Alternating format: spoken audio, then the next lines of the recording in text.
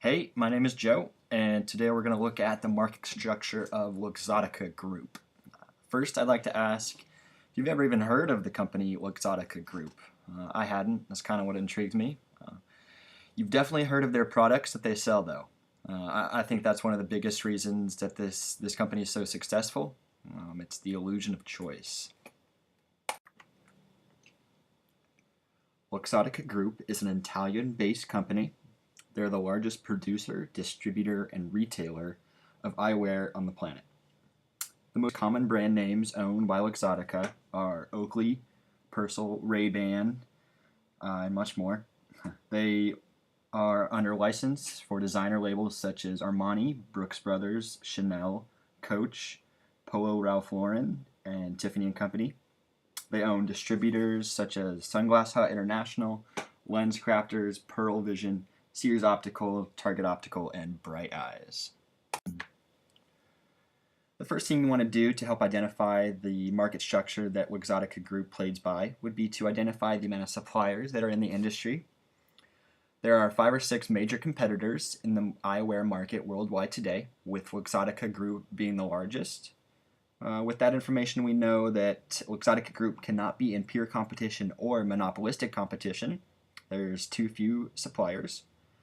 Luxottica Group can only be an oligopoly or maybe even a near monopoly. The next thing you'd want to do to help identify the market structure would be to look at the type of product that Luxottica Group carries. Sunglasses are very differential. Luxottica Group carries frames and lenses in all different sorts of shapes and sizes, to polaroid lenses, to standard lenses, and they even sell prescription lenses. The next step to help identify the type of market structure would be to look at the non-price competition, which is very high for Luxottica Group. Luxottica Group tends to stay away from traditional TV and radio advertising and focuses mostly on word of mouth and celebrity endorsements. Almost all MLB players use Oakley sunglasses, and ever since Tom Cruise came out in Top Gun, everyone wanted a pair of aviators. This form of advertising portrays the Luxottica Group's products as being the superior sunglasses are in the market, and it helps to push product. We know that Luxottica Group is not in pure competition, and it's also not in monopolistic competition, which means it either has to be an oligopoly or a monopoly. To help differentiate between the two, you could look at the total market share. Luxottica Group controls an estimated 60 to around 80% of the eyewear market. To be considered a monopoly, you have to own 80% of the market share. I find that the most reliable sources give an estimate of about 70%. So although they may not be a monopoly, they'd be considered a near monopoly, which is pretty damn close to a monopoly. The next step to help identify the market structure would be to look at control over price, which is extremely high for Luxottica Group. There are very few suppliers in the industry, which helps, but the main reason would be their vertical integration.